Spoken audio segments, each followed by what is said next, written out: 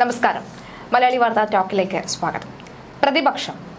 പ്രതിപക്ഷം കഴിഞ്ഞ കുറച്ച് നാളുകളായിട്ട് വായിൽ കോലിട്ട് കുത്തിയാൽ പോലും ഒന്നും മിണ്ടാത്തൊരു അവസ്ഥയിലായിരുന്നു. എന്നാൽ ശബരിമല സ്വർണ്ണപ്പാളി വിഷയത്തിൽ എങ്ങനെയാണോ ഒരു പ്രതിപക്ഷം പ്രതികരിക്കേണ്ടത് എന്ന രീതി ജനങ്ങൾക്കറിയാം എങ്ങനെയാണ് പ്രതിപക്ഷം പ്രതികരിക്കേണ്ടതെന്ന്. ആ രീതി അല്ലെങ്കിൽ അവരുടെ ആഗ്രഹം കണക്കിലെടുത്തുകൊണ്ട് അല്ലെങ്കിൽ അവർ ചിന്തിക്കുന്നത് പോലെ തന്നെ പ്രതിപക്ഷം ഇപ്പോൾ അക്ഷരാർത്ഥത്തിൽ കൃത്യമായി തന്നെ ഈ ഒരു വിഷയത്തിൽ ഇടപെടുകയാണ്. നിയമസഭയ്ക്ക് അകത്തും പുറത്തും അത് നന്നായി കാണാനും സാധിക്കുന്നുണ്ട്. പ്രതിപക്ഷത്തിന് ഈ ഒരു വിഷയത്തിൽ കൈയടി നൽകേണ്ട സാഹചര്യം തന്നെയാണുള്ളത്. കാരണം രാഹുൽ മാങ്കൂട്ടത്തിനെ പോലെയുള്ള ശക്തനായ ഒരു നേതാവ് ഇല്ലാതിരുന്നിട്ട് പോലും വലിയ രീതിയിൽ തന്നെ അതിശക്തമായി തന്നെ ഒന്ന് ഭരണപക്ഷത്തെ വിറപ്പിക്കാൻ എന്തായാലും പ്രതിപക്ഷത്തിന് കഴിഞ്ഞിട്ടുണ്ട് എന്നുള്ളതാണ്. അതായത് സ്പീക്കറിന്റെ മുഖം മറച്ചുള്ള നടപടികൾ ഇനിയൊന്നും കഴിഞ്ഞ കുറെ നാളുകളായി അത്തരത്തിലുള്ള നടപടികളൊന്നും നടന്നിട്ടില്ല. പക്ഷെ പ്രതിപക്ഷത്തിന്റെ ഭാഗത്ത് നിന്ന് മാത്രം ഒരു നീക്കം ഉണ്ടാകുന്നു. സത്യത്തിൽ സ്വർണ്ണപ്പാളി വിഷയത്തിൽ പ്രതിപക്ഷം കൃത്യമായ ഒരു സ്റ്റാൻഡ് എടുത്തു. അത് നല്ല രീതിയിൽ തന്നെയാണ് കാര്യങ്ങൾ മുന്നോട്ട് കൊണ്ടുപോകുന്നത്. ഈ ഒരു വിഷയമായി ഇത്രയും നല്ല രീതിയിൽ മുന്നോട്ട് പോവുകയാണെങ്കിൽ പക്ഷേ മൂന്നാം പിണറായി സർക്കാർ എന്ന് പലരും വിചാരിച്ചുകൊണ്ട് അല്ലെങ്കിൽ പ്രതിപക്ഷത്തിനെ കൊണ്ടൊന്നും ഒരു കാര്യവുമില്ല. മൂന്നാം പിണറായി സർക്കാർ തന്നെ ഒരുപക്ഷെ അധികാരത്തിൽ വരാനുള്ള സാധ്യതയുണ്ട്.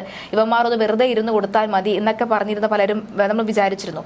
പക്ഷേ ആ ഒരു കാര്യത്തിൽ നിന്നും വീണ്ടും പ്രതിപക്ഷത്തിലേക്ക് ഒരു കാറ്റ് വീശുന്ന ഒരു സാഹചര്യമാണ് നമ്മൾ കാണുന്നത്. ഒപ്പം ഈ പ്രതിപക്ഷത്തിലെ പ്രധാന നിരയിൽ നിൽക്കുന്ന പല നേതാക്കന്മാരെയും തുറങ്കലിൽ അടച്ചു കഴിഞ്ഞാൽ ഇവർ മിണ്ടാതെ വായു മൂടിക്കെട്ടി വീട്ടിലിരിക്കുമെന്നുള്ളൊരു ധാരണ ഇപ്പോൾ മുഖ്യമന്ത്രി പിണറായി വിജയൻ സർക്കാരിനുണ്ട്. പക്ഷേ അതങ്ങനെ ആരെയൊക്കെ ഇപ്പോൾ സന്ദീപ് വാര്യരെ അടക്കമുള്ളവരെ പോലീസ് ഇപ്പോൾ പിടിച്ചിരിക്കുകയാണ്. അങ്ങനെ ആരെയൊക്കെ തന്നെ മാറ്റി നിർത്താൻ ശ്രമിച്ചാലും കൃത്യമായി ഈ ഒരു വിഷയത്തിൽ പ്രതിപക്ഷം ഇടപെടും. അത് നമുക്ക് നിയമസഭയിൽ കാണാനും സാധിക്കുന്നുണ്ട്. ഈ ഒരു കാര്യത്തിൽ അങ്ങനെ പ്രധാന നിരയിലെ നേതാക്കന്മാരെ മാറ്റി നിർത്തിയാൽ പ്രതിപക്ഷത്തിന് മിണ്ടാതിരിക്കാൻ കഴിയുമോ? ഒരു യഥാർത്ഥ പ്രതിപക്ഷം എങ്ങനെയായിരിക്കണം? യഥാർത്ഥ പ്രതിപക്ഷം ജനം ആഗ്രഹിച്ച രീതിയിലാണ് ഇപ്പോൾ പ്രതികരണം വരുന്നത്. കാരണം ശബരിമല വിഷയം ആദ്യമൊക്കെ ഒരു വലിയ രീതിയിൽ ഉണ്ടായിരുന്നില്ല, ഒരു കോളിളക്കം ഉണ്ടായിരുന്നില്ല. ഈ വിഷയങ്ങൾ ഹൈക്കോടതിയിലൊക്കെ വന്നപ്പോൾ പോലും ഒരു പ്രതിപക്ഷ നേതാവ് എന്നുള്ള രീതിയിൽ അദ്ദേഹത്തിന്റെ ബൈറ്റ് കൊടുത്തു എന്നുള്ള രീതിയിൽ ഇത്രത്തോളം ഒരു കോലഹ. കാരണം അത് അവർക്കും അറിയില്ലായിരുന്നു. വി ഡി സതീശൻ പറഞ്ഞു ഇത്രത്തോളം കൊള്ളം നടത്തി എന്നുള്ളത് അവർക്കും ഒരു പക്ഷേ അറിയില്ലായിരിക്കാം. പക്ഷെ പിന്നീടാണ് ഇതിന്റെ ഓരോ അപ്ഡേഷൻ മാധ്യമങ്ങൾ നൽകിയപ്പോഴാണ് ഇതിന്റെ സീരിയസ്നെസ് എന്താണെന്നുള്ള പ്രതിപക്ഷത്തിന് മനസ്സിലാവുകയും നമ്മളൊക്കെ കാത്തിരുന്ന അല്ലെങ്കിൽ എപ്പോഴും ഒരു ജനാധിപത്യ വ്യവസ്ഥയിൽ നമ്മളൊക്കെ ആഗ്രഹിക്കുന്ന ഒരു പ്രതിപക്ഷമുണ്ട് അല്ലെ, എപ്പോഴും വീറോടെ. കാരണം ഒരു പ്രതിപക്ഷം ഉണ്ടെങ്കിൽ ഒരു ഭരണ പാർട്ടി അത് നന്നായിട്ട് ഒരു നാടിനെ ഭരിക്കാൻ പറ്റത്തുള്ളൂ. ഒരു യഥാർത്ഥ പ്രതിപക്ഷം ഇല്ലെങ്കിൽ ഒരു പക്ഷേ നല്ലൊരു ഭരണം കാഴ്ചവെക്കാൻ അവർക്കും സാധിക്കത്തില്ല. ആശയങ്ങളോട് എപ്പോഴും പൊരുതുന്നതാണ് ഏറ്റവും നല്ലത്. ആശയങ്ങളുടെ പോരാട്ടത്തിലാണ് ഒരു നല്ല നാടിന്റെ നന്മയുള്ള വലിയൊരു രീതിയിൽ ആ നാടിന്റെ അഭിവൃദ്ധിയിലേക്ക് കൊണ്ടുവരാൻ പറ്റത്തുള്ളൂ. അതായത് LDF ഭരണപക്ഷത്തേക്ക് വന്ന പലരും പറഞ്ഞു ഞങ്ങൾക്ക് ഭരണപക്ഷത്തെ LDF ഇരിക്കുന്നതിനേക്കാൾ ഞങ്ങൾക്ക് ഇഷ്ടം പ്രതിപക്ഷത്തേക്കാണ്. കാരണം നമ്മളത് കണ്ടതാണ്. ഇനി ഈ അനാവശ്യമായിട്ടുള്ള കാര്യങ്ങളുടെ അവരുടെ പോരാട്ടമാണ് സഹിക്കാൻ മേലാത്തത്. പക്ഷേ ഇതിപ്പോ ആവശ്യത്തിനും അനാവശ്യത്തിനും ഇല്ലാത്തൊരു ഘട്ടമായിരുന്നു. അതെ, കോൺഗ്രസ് എപ്പോഴും ഭരണപക്ഷത്തിരിക്കുന്നതാണ് നല്ലത്. കാരണം അവർ അത്രയ്ക്ക് ഇത്രത്തോളം ഒരു ഏകാധിപത്യ ഭരണ രീതിയൊന്നും അവിടെ നടക്കത്തില്ല. കാരണം അവിടെയുള്ള നേതാക്കന്മാരെ തന്നെ അവര് പരസ്പരം വെട്ടും, എന്തോ ഇല്ല പറഞ്ഞ തമ്മിലടിയും ഇതൊക്കെ തന്നെ. അതുകൊണ്ട് ആരും അവിടെ നന്നാവാനോ അല്ലെങ്കിൽ ഈ പറയുന്ന എന്തെങ്കിലും അഴിമതി കാണിക്കാനോ അവരിൽ ഉള്ളിൽ തന്നെ പറ്റത്തില്ല. കാരണം കോൺഗ്രസ് തന്നെ ഒരു ജനാധിപത്യ വ്യവസ്ഥയിൽ നിൽക്കുന്ന ഒരു പാർട്ടിയാണ്. അതുകൊണ്ട് അവിടെ ഒരു ഏകാധിപത്യ ഭരണം കോൺഗ്രസ് നടത്തൂല. അത് നമ്മൾ കേന്ദ്രത്തിൽ തന്നെ കാണുന്നതാണ്. ഈ പറയുന്നതുപോലെ അവർ ഭരണത്തിൽ ഇരിക്കുന്നതും പ്രതിപക്ഷമായിട്ട് LDFും BJP ഒക്കെ വരുന്നതാണ് ഏറ്റവും നല്ലത്. കാരണം എന്തെങ്കിലും ഉണ്ടെങ്കിൽ തന്നെ തിരിച്ചടിച്ചിട്ടുള്ളൂ. പക്ഷേ ഇതിപ്പോൾ രണ്ടാം പിണറായി സർക്കാരിന്റെ കാലം വന്നപ്പോൾ നിരവധി പ്രശ്നങ്ങൾ വന്നിരുന്നു. ഈ പറഞ്ഞോണം ഈ ലാവ്ലിൻ കേസ് ഉൾപ്പെടെയുള്ള നിരവധി കേസുകൾ പിണറായി വിജയനും കുടുംബത്തിനും അല്ലെങ്കിൽ LDF സർക്കാരിനും എതിരെ വന്നപ്പോൾ പോലും കൃത്യമായിട്ട് അവർക്ക് ഒരു പ്രതിപക്ഷം എന്നുള്ള രീതിയിൽ അതിനെ ഒന്ന് ഓവർകം ചെയ്ത് അവരിലേക്ക് എത്തപ്പെടാൻ ഇവർക്ക് സാധിച്ചില്ല.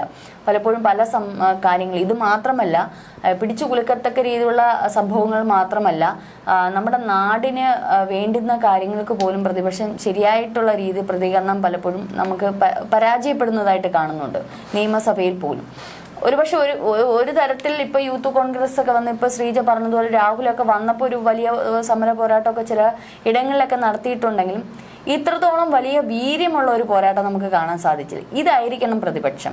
നിയമസഭയിൽ പോലും ഇന്നലെ സ്പീക്കർ റോജിയും ജോൺ വിൻസെന്റ് ഉൾപ്പെടെ 3 MLA-മാരെ സസ്പെൻഡ് ചെയ്തപ്പോൾ പോലും അവർ പറഞ്ഞത് ഞങ്ങൾ അഭിമാനത്തോടെ ഇത് ഏറ്റെടുക്കുന്നു, ഞങ്ങൾക്ക് വലിയ വിഷയമൊന്നുമില്ല എന്ന് പറഞ്ഞ ഇന്നലെ സന്ദീപ് വാര്യർ ഉൾപ്പെടെയുള്ള ആൾക്കാരെ തുറങ്കലിൽ അടച്ചപ്പോൾ, ഈ പ്രതിഷേധത്തിന്റെ പേരിൽ തുറങ്കലിൽ അടച്ചപ്പോൾ പോലും രാഹുൽ മാങ്കൂട്ടത്തിൽ അവരെ കാണാൻ ചെന്നപ്പോൾ പറഞ്ഞു, ഞങ്ങൾ ഇത് അഭിമാനത്തോടെ ഏറ്റെടുക്കുന്നു, ഞങ്ങൾ ഇനി പോരാട്ടം തുടങ്ങി. ഇതായിരിക്കണം പ്രതിപക്ഷം. കാരണം ഇത് ചില്ലറ കൊള്ളയല്ല നടത്തിയിരിക്കുന്നത്. ഇന്നിപ്പോൾ ദേവസ്വം ബോർഡ് വിജിലൻസ് ഹൈക്കോടതിയിൽ സമർപ്പിക്കാൻ പോകുന്നതിൽ കോടിക്കണക്കിന് രൂപയുടെ തട്ടിപ്പാണ് ശബരിമലയിൽ നടക്കുന്നത്. കോടിക്കണക്കിന് രൂപയുടെ സ്വർണ്ണ കള്ളക്കടത്താണ് നടത്തിയിരിക്കുന്നത്, വ്യക്തമായിട്ട് വിജിലൻസ് കൊടുത്തിട്ടുണ്ട്.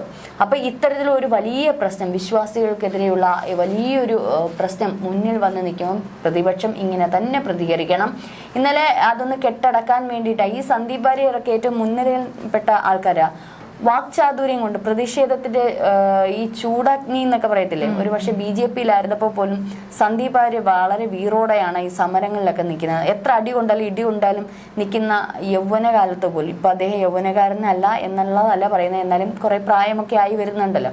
ഈ 18, 20, 30 വയസ്സിന്റെ ചൂടായിരിക്കത്തില്ലല്ലോ പിന്നെ ഇങ്ങോട്ട് വരുമ്പോൾ.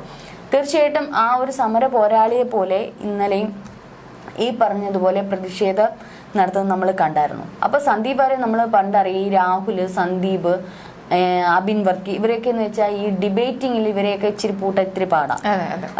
പ്രത്യേകിച്ച് സന്ദീപ് വാര്യരൊക്കെ അങ്ങനെയൊക്കെയാണ് ഒരു മെയിൻ സ്ട്രീമിലേക്ക്, ഒരു മെയിൻ ഒരു ജനങ്ങൾ അറിഞ്ഞു തുടങ്ങി അങ്ങനെ. അപ്പൊ അദ്ദേഹത്തിന്റെ ഒരു സമര പോരാട്ടമൊക്കെ അങ്ങനെ. അപ്പൊ പലപ്പോഴും അദ്ദേഹത്തിനെ ആക്രമിക്കുന്നതായിട്ട് നമ്മൾ കണ്ടിട്ടുണ്ട്. ഇന്നലെ തന്നെ ആ ഒരു പ്രതിഷേധത്തിന്റെ ഇടയിൽ സന്ദീപ് വാര്യരെ ആക്രമിക്കുന്ന തരത്തിലേക്ക് പോലീസ് പോകുന്നതായിട്ട് നമ്മൾ കണ്ടു. BJP അതേപോലെ തന്നെ BJP-യിലെ ഇന്നലെ അവര് ശരിക്കും പ്രതിഷേധമാണ്. ഈ ബാരിക്കേഡൊക്കെ സാധാരണ ഇപ്പൊ CPM DYFI ആണെങ്കിൽ ബാരിക്കേഡ് ഒന്ന് പിടിച്ചു കുലുക്കുകയൊക്കെ ചെയ്യും, ചിലപ്പോൾ മറികടക്കാൻ ശ്രമിക്കുക. അല്ലാതെ ഈ പറയുന്നോണം വലിയ കോലാഹലത്തിലൊന്നും പോകത്തില്ല. അവർക്ക് അവരെ സ്വയം നിയന്ത്രിച്ച് പോകാറിയാം. പിന്നെ പക്ഷെ പ്രതിഷേധം എന്ന് പറയുന്നത് അതാണല്ലോ.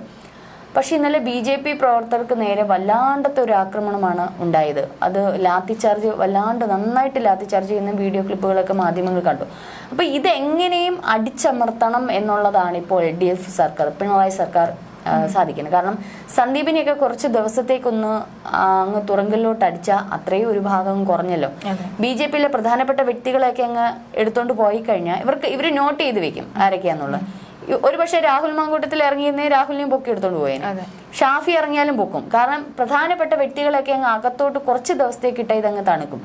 പിന്നെ ഒരു ഇത് വരും, അത് നടക്കില്ല. അത് പിണറായി സർക്കാരിന് പറ്റിയ ഒരു അബദ്ധം. കാരണം ഇത് ഇൻ കേസ് ഇനി കോൺഗ്രസിനെയും BJP-ക്ക് അടിച്ചമർത്തിയാലും, ഇന്നലെ കോൺഗ്രസിന്റെ ഒരു സംഗമം ഉണ്ടായിരുന്നു, ഈ അയ്യപ്പ ഇതുമായിട്ട് ബന്ധപ്പെട്ട് ഒരു സംഗമം. അതിൽ ആയിരക്കണക്കിന് ഭക്തരാണ്. ഭക്തർ എന്ന് തന്നെ നമുക്ക് പറയേണ്ടി വരും. ഈ കോൺഗ്രസ് അണികളല്ല, ഭക്തരാണ്. അത് അതെ അത് ആര് നടത്തി, ഇനിയിപ്പോ BJP നടത്തിയാലും അത് കോൺഗ്രസ് നടത്തിയാലും അത്രയ്ക്ക് ഹിന്ദുവിന്റെ നേരേക്ക് നിറയൊഴിച്ചിരിക്കുകയാണ് പിണറായി സർക്കാർ. കാരണം ഒരു വിശ്വാസത്തിന്റെ മേൽ തട്ടിപ്പ് നടത്തിയിരിക്കുകയാണ്. അതൊരിക്കലും ഈ മതത്തിൽപ്പെട്ട വിശ്വാസികൾ അത് ക്ഷമിക്കാനാവില്ല. അതുകൊണ്ട് തന്നെയാണ് അതിനെ എത്ര അടിച്ചമർത്താൻ ശ്രമിച്ചാലും, ഒരിക്കൽ നിങ്ങളത് കണ്ടതാണ്, സ്ത്രീ പ്രവേശനവുമായി ബന്ധപ്പെട്ട് അന്ന് വിശ്വാസികൾ ഒത്തുചേർന്നത്. അന്ന് നിങ്ങൾക്കൊരു താക്കീതായിരുന്നു അത്. വെറുതെ മതത്തിന്റെ ഇത് വെച്ച് ഇളക്കരുത്, ജനത്തെ ഇളക്കരുത്. അതൊരു കലാപഭൂമിയാണ്. എപ്പോഴും മതം എന്ന് പറയുന്ന ഭയങ്കര വികാരമാണ്. അതിനെ കൈകാര്യം ചെയ്യുന്നത് വളരെ വളരെ നല്ല സോഫ്റ്റ് ആയിട്ടുള്ള ഒരു ടച്ചിങ്ങിലൂടെ കൈകാര്യം ചെയ്യാൻ പറ്റും. അല്ലാതെ അത് കൈകാര്യം ചെയ്താൽ ഗുജറാത്ത് കലാപം നമ്മൾ കണ്ടതാണ്. അതുപോലെ തന്നെ നമ്മുടെ കേരളത്തിലും ഇത്തരത്തിലുള്ള ഒരു കലാപ സൃഷ്ടിയിലേക്കാണ് നിങ്ങൾ കൊണ്ട്. ഇതിനിടയ്ക്ക് ഒരു വൃത്തികെട്ട സംഭവം ഉണ്ടായി. പലസ്തീൻ ഒരു മൈം ചെയ്യാൻ വേണ്ടി ശിവൻകുട്ടി രണ്ടാമത് ആ കുട്ടികളോട് പറഞ്ഞു. അവരത് ചെയ്തതിലല്ല, പക്ഷേ ഇത്തരത്തിലുള്ള ഒരു മതവുമായിട്ട് ബന്ധപ്പെട്ട അല്ലെങ്കിൽ ചില യുദ്ധങ്ങളുമായിട്ടൊക്കെ ബന്ധപ്പെട്ട രാജ്യാന്തര തർക്കങ്ങളുമായിട്ട് ബന്ധപ്പെട്ട വിഷയങ്ങൾ വരുമ്പോൾ നിരവധി പേർക്ക് നിരവധി അഭിപ്രായങ്ങളായിരിക്കും. ഇത് കൊച്ചു കുട്ടികളെ കൊണ്ട് ചെയ്യുമ്പോൾ അവിടെ ഒരു കലാപമാണ് സൃഷ്ടിക്കുന്നത്. ഇത്തരത്തിൽ ഒരു വിദ്യാഭ്യാസ വകുപ്പ് തരം താഴാൻ പാടില്ലായിരുന്നു. കാരണം നമ്മളും പലസ്തീൻ എത്രയും വേഗം ഇന്നലെ യുദ്ധമൊക്കെ അവസാനിപ്പിച്ചു. പക്ഷെ അത് കൊച്ചു കുട്ടികളെയും കൊണ്ട് ചെയ്യിപ്പിക്കുമ്പോൾ അതവിടെ ഒരു പലരുടെ പല വികാരങ്ങളും പല അഭിപ്രായങ്ങളും കാണും. അത് മറ്റൊരു തലത്തിലേക്കാണ് പോകുന്നത്. ഇത്തരത്തിൽ സ്കൂളുകളിൽ രാഷ്ട്രീയവും മതവും ഒന്നും കൊണ്ടുവരാതിരിക്കുന്നതാണ് ഏറ്റവും. അവർ കളിച്ച് ചിരിച്ചു വളരേണ്ടുന്ന പ്രായം, അവർ അറിഞ്ഞു കേട്ട് രാഷ്ട്രീയം വളരേണ്ടുന്ന പ്രായമാണ്. പക്ഷെ അത് അനുഭവത്തിലൂടെ അവരെ കൊണ്ടുവന്ന് കാഴ്ചവെക്കുന്നത്, ഒരു കാഴ്ചവസ്തുവാക്കുന്നത് എന്തുകൊണ്ടും ശരിയല്ല. അപ്പൊ ഇത്തരത്തിൽ LDF പിണറായി സർക്കാർ എന്തുമാകാം എന്നുള്ളൊരു ഏകാധിപത്യ ഭരണം അത് ജനം വല്ലാണ്ട് വെറുത്തു പോയിരിക്കുകയാണ്. അതിനെ അടിച്ചമർത്താൻ, അതായത് ഈ ഒരു ശബരിമല വിഷയത്തെ എങ്ങനെയെങ്കിലും ഒന്ന് അടിച്ചമർത്തണം എന്നുള്ള ഇവരുടെ ഒരു കണക്കുകൂട്ടൽ അത് പൊളിഞ്ഞ് മടങ്ങിയിരിക്കുകയാണ്. മടങ്ങിയെന്ന് വെച്ചാൽ ഇന്നിപ്പോ ദേവസ്വം വിജിലൻസ് കൊടുത്തിരിക്കുന്നതിനകത്ത് നാളെ ഇനിയിപ്പോ ജസ്റ്റിസ് KT ശങ്കരൻ പറഞ്ഞിരിക്കുന്നത് സ്മാർട്ട് ക്രിയേഷൻ MD വരണമെന്നുള്ളതാ. കാരണം ഇനിയിപ്പോ കഴിഞ്ഞ സെപ്റ്റംബറിൽ ഒരെണ്ണം കൊണ്ടൊന്ന് പൂശിയിട്ട് വന്നത് ഇനി അത് സത്യമാണോ ആണോന്നും അറിയണ്ടേ, അത് ചെക്ക് ചെയ്യാൻ വേണ്ടി കൊണ്ടുവരണം. സ്ട്രോങ് റൂമിനകത്ത് എലികൾ കയറി എല്ലാ സ്വർണവും അടിച്ചുകൊണ്ട് പോയി എന്നൊക്കെ പറയുന്നുണ്ട്. അതുകൊണ്ട് ഈ സ്ട്രോങ് റൂം തുറക്കുമ്പോൾ എന്തായാലും സ്മാർട്ട് ക്രിയേഷൻസിന് ആൾക്കാർ വന്നിരിക്കണം എന്നുള്ള ഒരു താക്കീത് പോലെയാണ്. തീർച്ചയായിട്ടും. മാത്രമല്ല ഇനിയിപ്പോ ദേവസ്വം ബോർഡ് വിജിലൻസ് പറഞ്ഞിരിക്കുന്നത് വലിയൊരു ഗൂഢാലോചന ഇതിനകത്ത് നടന്നിട്ടുണ്ട്. ദേവസ്വം ബോർഡ് ഉദ്യോഗസ്ഥർ ഇതിനകത്തുണ്ട്. ഇതിനകത്ത് പറഞ്ഞിരിക്കുന്നതാണ്. ദേവസ്വം ബോർഡ് ഉദ്യോഗസ്ഥർ ഇതിനകത്തുണ്ട്. മാത്രമല്ല കോടികളുടെ സ്വത്ത് കൊള്ളയാണ് നടന്നിരിക്കുന്നത്. സ്വർണ്ണപാളി മറിച്ചു വിറ്റു എന്നുള്ളതാണ് ദേവസ്വം വിജിലൻസിന്റെ കണ്ടെത്തൽ. ഈ മറിച്ചു വിറ്റത് എവിടെ എന്നുള്ള ഒരു ചോദ്യമാണ് ഉയരുന്നത്. ചെന്നൈയിലേക്ക് സ്മാർട്ട് ക്രിയേഷനിൽ കൊണ്ടുപോയത് ചെമ്പുപാളിയാണ്. അത് അവർ തന്നെ അവിടുത്തെ MD തന്നെ പറഞ്ഞിട്ടുണ്ട്. ഈ ചെമ്പുപാളി അധികം പഴക്കമില്ലാത്ത ഒരു പാളിയാണ് കൊണ്ടുതന്നത്. അപ്പോൾ ഇവിടുന്ന് കൊണ്ടുപോയ 98-ൽ നിർമ്മിച്ച പഴക്കം ചെന്ന ആ പാളി എവിടെ? ഇതിനിടയിൽ വിറ്റിട്ടുണ്ടത് അത് എവിടെ എന്നൊരു ചോദ്യമാണ്. അപ്പം VD സതീശൻ ഇന്നലെ പറഞ്ഞു ഒരു ധനാട്യന് കടകംപള്ളി കൊടുത്തുന്നു. അപ്പൊ കടകംപള്ളിക്ക് ഉണ്ണികൃഷ്ണനെ അറിയില്ല.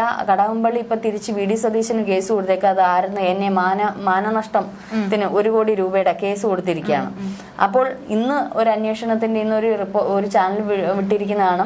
ദേവസ്വം ബോർഡിന്റെ ശിലാഫലകത്തിൽ കടകംപള്ളിയുടെ പേരിനോടൊപ്പം ഉണ്ണികൃഷ്ണന്റെ പേരും കൂടെ ചേർത്താണ് കടകംപള്ളി ഉദ്ഘാടനം ചെയ്തത്. അപ്പൊ ഉണ്ണികൃഷ്ണനെ അറിയത്തില്ലേ? അപ്പൊ ശിലാഫലകത്തിൽ പോലും സ്പോൺസറുടെ പേരായ ഉണ്ണികൃഷ്ണന്റെ പേര് അത്രത്തോളം ഉണ്ട് ഉണ്ണികൃഷ്ണൻ പോറ്റിയുടെ ഒരു വാല്യൂ എന്നുള്ളതാ. അപ്പൊ കടകംപള്ളിക്ക് അറിയില്ല, വേറെ ആർക്കും അറിയില്ല, പിണറായി വിജയൻ അറിയില്ല, ആർക്കും ഉണ്ണികൃഷ്ണൻ പോറ്റി അറിയില്ല. പക്ഷെ സ്വർണ്ണപ്പാളി പോയിട്ടുണ്ട്. ഇത് ദേവസ്വം ബോർഡ് പ്രസിഡന്റുമാർക്ക് അറിയത്തില്ല, ആർക്കും അറിയത്തില്ല. എല്ലാവരും അങ്ങോട്ടും ഇങ്ങോട്ടും കൈയൊഴിയാണ്. 1-2 പേര് ഇതിനകത്ത് പെട്ടിട്ടുണ്ട്. അപ്പൊ ഇത് ഒരുമാതിരി ഈ പറഞ്ഞോണം ഒരുമിച്ചുള്ള ഒരു ധാരണയുടെ പുറത്ത് ഇപ്പം മൊത്തത്തിൽ ട്രോള് വരുന്ന പിണറായി വിജയന് സ്വർണത്തിനോട് ഭയങ്കര പ്രഭവമാണെന്നുള്ള രീതിയാണ്. അപ്പൊ ഇത്തരം സ്വർണം എന്ന് പറയുന്ന ആ ഒരു വസ്തുവിനെ അതും അല്ലാതെ മോഷ്ടിച്ച് കട്ടും കേരളത്തെ ഒരു പരുവാക്കി. എന്താ പറഞ്ഞ എത്രങ്ങാണ്ട് കോടി രൂപ ഇപ്പൊ വീണ്ടും കേന്ദ്രം കുറച്ച് കൊടുത്തിട്ടുണ്ട് വേണ്ടെന്നുള്ള രീതിയിൽ. അത് കടം എഴുതി തള്ളിയിട്ടുണ്ട്. അപ്പൊ എന്നിട്ട് കട്ടും മുടിച്ചും മനുഷ്യനെ എന്താ പറഞ്ഞ എന്തൊക്കെ ചെയ്യുമ്പോൾ അതെല്ലാം കേരളത്തിൽ ചെയ്തിട്ട് ഇനി ഭഗവാന്റെ സ്വർണത്തിലും കൂടെ കണ്ണുവെച്ച് അതിൽ നിന്നും കൊള്ള നടത്തി എന്ന് പറയുന്ന ഒന്ന് ആലോചിച്ച് നോക്കും. അപ്പൊ വിദേശത്ത് പോകാൻ വേണ്ടി ഇരുന്ന പിണറായി വിജയന്റെ വിദേശയാത്ര ഇപ്പൊ തടഞ്ഞു അറിഞ്ഞായിരുന്നോ? അപ്പൊ കേന്ദ്രം ഇതൊക്കെ നോക്കുന്നുണ്ട്, അങ്ങോട്ട് പോകുന്നുണ്ട്. പോയായിരുന്നു പിണറായി വിജയൻ അങ്ങോട്ട് പോയല്ലോ, എല്ലാരെയൊക്കെ കണ്ടു. നമുക്കറിയാം മാസപ്പടി വിവാദ കേസും ലാവ്ലിൻ കേസും ഒക്കെ ഇത്തരത്തിൽ പോയതിന് ശേഷമാണോ ഒന്നും തണുത്തത്. ഇനി ഇത് തണുപ്പിക്കാനാണോ എന്ന് ഞാൻ പറയുന്നതല്ല ശ്രീജ, ഇങ്ങനെ നാട്ടുകാരൊക്കെ പറയുന്നതാണ്. അപ്പൊ എന്ത് തന്നെയായാലും ഇതിനിപ്പോ കേന്ദ്രം വന്നാലും ശരി, ഒരുപക്ഷെ ഇന്ന് സുരേഷ് ഗോപിയൊക്കെ പറഞ്ഞ ഒരു സംഗതിയുണ്ട്, അവരുടെയൊക്കെ നിലപാടുകളുണ്ട്. ഇപ്പം ഈ ദുൽഖറിന്റെയൊക്കെ നേരെയുള്ള ED റെയ്ഡ് സ്വർണ്ണ വിഷയം മുക്കാനാണെങ്കിൽ നടക്കുന്ന കാര്യമല്ല എന്നാണ്. ഒരുപക്ഷെ കേന്ദ്രത്തിനെതിരെ പോലുള്ള ഒരു മുന കൂടിയാണ് സുരേഷ് ഗോപി. അവരൊക്കെ എന്ന് വെച്ചാൽ പക്ക വിശ്വാസികളാണ്. അപ്പൊ ഇത് ഇനിയിപ്പോ എന്തൊക്കെ തരത്തിൽ ഇത് വന്നാലും വിശ്വാസം മതം എന്നൊക്കെ പറയുന്ന അതിനപ്പുറമാണ്. അവിടെ ഒരു രാഷ്ട്രീയ ചിന്ത ഉണ്ടാവത്തില്ല. ഈ ഭഗവാന്റെ ഇത് കട്ടവനെ പിടിക്കുക തന്നെ ചെയ്യും. അത് ഒരുപക്ഷെ വിശ്വാസികളൊപ്പം നിൽക്കുക തന്നെ ചെയ്യും. ഏതായാലും അതിനു വേണ്ടി അടിച്ചമർത്താനുള്ള പിണറായി വിജയൻ പോലീസിന്റെ പദ്ധതികളൊന്നും നടക്കത്തില്ല. കാരണം ഇനി മുൻനിരയിലുള്ള ഓരോ നേതാക്കന്മാരെ ഇതുപോലെ പൂട്ടിയിടും. പക്ഷെ പ്രതിപക്ഷം സ്ട്രോങ് ആയിട്ട് തന്നെ നിൽക്കുകയാണ്. ഇത്തരത്തിൽ ഈ ഒരു കാര്യത്തിൽ സ്ട്രോങ് ആയിട്ട് തന്നെ നിൽക്കണം. അതിനിടയ്ക്ക് ഞാൻ മറ്റൊരു വിഷയം കൂടെ, ഇന്നലെ ഒരു ബാരിക്കേഡ് ഒരു കുട്ടി വന്നിട്ട് ശ്രീജ കണ്ടായിരുന്നോ വീഡിയോ? അതായത് ഈ പ്രതിഷേധത്തിന്റെ ഇടയിൽ ക്ലിഫ് ഹൗസിലോട്ട് ഈ കുട്ടിക്ക് അതുവഴിയാണ് കടന്നു പോകുന്നത്. ക്ലിഫ് ഹൗസിൽ ഇങ്ങനെ ബാരിക്കേഡ് വെച്ചിരിക്കുന്നതുകൊണ്ട് കുട്ടിക്ക് കടന്നു പോകാൻ പറ്റത്തില്ല. അപ്പോൾ എനിക്കൊന്ന് ആഹാരം വാങ്ങിച്ചു തന്നാൽ അതിനെ കടത്തി വിടണമെന്ന് ആ കുട്ടി പറയുന്നു. അപ്പോൾ ശരിക്കും പറഞ്ഞാൽ ഈ ക്ലിഫ് ഹൗസ് ഒക്കെ എന്ന് വെച്ചാൽ പണ്ട് ഉമ്മൻചാണ്ടിയുടെ ഭരണകാലത്തൊക്കെ EK നയനാറിൻ്റെയൊക്കെ കാലത്ത് ക്ലിഫ് ഹൗസിൽ പോലീസുകാരൊന്നും അധികം ഇല്ലായിരുന്നു. ഇതിൻ്റെ ആ ബിൽഡിങ്ങിന് ചുറ്റും 1-2 പോലീസുകാർ കാണുമെന്നല്ലാതെ അവിടെ ഈ അപ്പുറത്തൂടെ കടക്കാൻ ഈ പറഞ്ഞോണം അതിനപ്പുറത്തൊരു സ്കൂളുണ്ട്, അതിന് അപ്പുറത്തൂടെ റെസിഡൻഷ്യൽ ഏരിയ ആണ്. അപ്പോൾ ഇതിലൂടെ കൂടെ പെട്ടെന്ന് ആൾക്കാർക്ക് കടക്കാം. എല്ലാവരും കടക്കുന്നത് ഈ ക്ലിഫ് ഹൗസിൽ ആ റോഡിൽ കൂടെയാണ്. അതിൻ്റെ അയൽവാസികളായ പലരും എന്നോട് പറഞ്ഞാണ്, ശ്രീ പിണറായി വിജയൻ ഈ ഒരു ഭരണം ഏറ്റതിന് ശേഷം ഞങ്ങൾക്ക് ആ ഭാഗത്തോട്ട് പോകാൻ പേടിയാണ്. ഞങ്ങളെങ്ങാണോ പോയി കഴിഞ്ഞാൽ അവർ നമ്മൾ നോക്കുന്നത് വല്ല ഭീകരവാദികളോ തീവ്രവാദി കൊച്ചുങ്ങളെ പോലും ആ രീതിയിൽ പോകാൻ പറ്റാത്ത ഒരവസ്ഥയിലാണ്. സ്കൂൾ വിട്ടു വരുന്ന കുട്ടികളെ പെട്ടെന്ന് വിളിച്ചുകൊണ്ട് വരാനൊന്നും പറ്റത്തില്ല. അപ്പൊ അത്തരത്തിൽ അവിടെ ഒരു വലിയ പോലീസ് സംരക്ഷണത്തിൽ എന്തോ ഇല്ല രാജാക്കന്മാരുടെ അടുത്ത് മറ്റേ വല്ല പടയാളികളെ നിർത്തിയേക്കുന്ന ഒരു അവസ്ഥയാണ്. ഇതൊരു ജനാധിപത്യ രാജ്യമാണ് ഹേ എന്നാണ് പറയാനുള്ളത്. കാരണം ഒരു ഭരണാധികാരി ജനങ്ങളുടെ ഇടയിലേക്ക് വരുമ്പോഴാണ് സ്വീകാര്യനാവുന്നത്. എത്ര കോട്ടയ്ക്കകത്ത് എത്ര മറച്ചു വെച്ചാലും അതൊരു യഥാർത്ഥ ഭരണാധികാരിയാവില്ല. കുള്ളനെന്നും അല്ലെങ്കിൽ ബലഹീനനെന്നും പറയുമ്പോൾ താങ്കളെ പറ്റി ഒന്ന് ചിന്തിക്കുന്നത് നന്നായിരിക്കും. ഒരാളുടെ സഹായമില്ലാതെ ഇരിപ്പിടത്തിൽ നിന്നും എണീക്കാൻ പോലും പറ്റാത്ത മുഖ്യമന്ത്രിയാണ് നമുക്കുള്ളത്. ആ മുഖ്യമന്ത്രിയാണ് വാചാലനായിട്ട് നിയമസഭയിൽ മറ്റൊരാളിനെ എന്താ പറഞ്ഞേ ആ ഒരു ഭാഷയെ കളിയാക്കിയത്. ഇന്നലെ ഒരു കുട്ടി ഒരു വീഡിയോ കണ്ടായിരുന്നു. സർ, ഞാനും നീളം കുറഞ്ഞ ഒരു വിദ്യാർത്ഥിയാണ്. താങ്കൾ പറയുമ്പോൾ ഞാൻ ഇത് പറഞ്ഞിരുന്നു ശ്രീജ, നമ്മൾ തമ്മിലുള്ള ചർച്ചയിലാണോ എന്നുള്ളത് അറിയില്ല.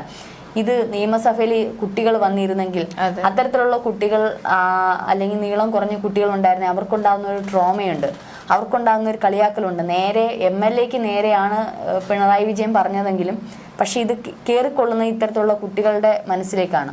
അപ്പൊ ഈ മെനങ്ങാന്ന് വന്ന കുറച്ച് കുട്ടികൾ ഇന്ന് അതിന്റെ പിറ്റേന്ന് വന്നിരുന്നെങ്കിൽ എന്തായിരുന്നു അവസ്ഥ? അപ്പൊ അതിനൊരു മറുപടിയായിട്ടാണ് ഒരു കുട്ടി ഇത്തരത്തിലുള്ള ഒരു വീഡിയോ ഇറക്കിയത്. അത് ശ്രീ പിണറായി വിജയൻ കണ്ടു എന്ന് കരുതുന്നു. അതെ, എന്തായാലും മറ്റൊരാളുടെ സഹായം പോലും ഇല്ലാണ്ട് എഴുന്നേക്കാൻ പറ്റാത്ത ഒരു മുഖ്യമന്ത്രിയാണ് ഞങ്ങൾക്കുള്ളത്. അങ്ങയുടെ അവസ്ഥയൊന്ന് മനസ്സിലാക്കിയാൽ നന്നായിരിക്കും. മറ്റുള്ളവരെ കളിയാക്കുന്നത് അങ്ങയുടെ ആരോഗ്യാവസ്ഥയും കളിയാക്കിയതല്ല, പറഞ്ഞു എന്ന് മാത്രം. ഏതായാലും തീർച്ചയായിട്ടും ഏതായാലും ഈ പോരാടുന്നവർക്കെതിരെയുള്ള അല്ലെങ്കിൽ പ്രതിഷേധിക്കുന്നവരെ എത്ര കൽത്തുറങ്കിൽ അടച്ചാലും ഒരു രക്ഷയുമില്ല. അവർ പോരാടിക്കൊണ്ടേയിരിക്കും. ഏതായാലും ശബരിമല വിഷയം അങ്ങനെ ആറി തണുപ്പിക്കാൻ നോക്കണ്ട. അങ്ങനെ ശ്രമിച്ചു കഴിഞ്ഞാൽ ഇവിടുത്തെ ജനങ്ങൾ ഇളകുമെന്ന കാര്യത്തിലും സംശയമില്ല.